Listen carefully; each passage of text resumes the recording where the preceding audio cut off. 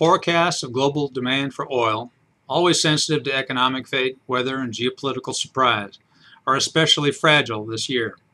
Economic growth depends extraordinarily much on another wild variable, politics.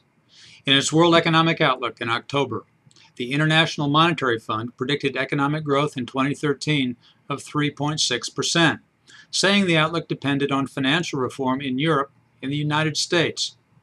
For Europe, the IMF prescribed banking union, among other things, as essential to restoration of the euro. In December, authorities centralized supervision of large Eurozone banks. And for the U.S., the IMF in October called for resolution of the budgetary impasse, then pushing the country toward the so-called fiscal cliff. In January, budget negotiators reached an agreement that deferred scheduled tax increases and whacks to federal programs. In each case, however, the move addressed just the most urgent piece of the problem while delaying action on the rest. Many observers see supervision of financial institutions by the European Central Bank as essential to ending the euro crisis, but not the whole solution.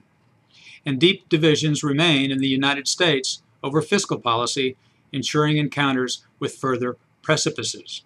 Obviously, the IMF thinks the EU and US have only sipped economic medicine they need in much larger doses. In its January WEO update, the group shaved its forecast for economic growth this year to 3.5%. While still stronger than the 3.2% growth of 2012, the trimming comes despite steps taken toward the political changes for which the IMF appealed last fall.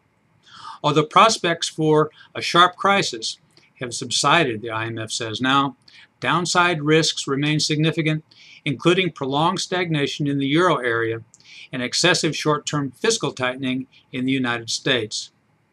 Still ahead, IMF says, are continued fiscal adjustment in distressed European countries, an agreement in the U.S. of a medium-term fiscal consolidation plan focused on entitlement and tax reform. These will be tough political fights, the outcomes of which will greatly influence oil demand, and they're impossible to predict. I'm Bob Tippie, editor of Oil and Gas Journal, and that's the editor's perspective that appeared first in text at www.ogj.com on January 25, 2013.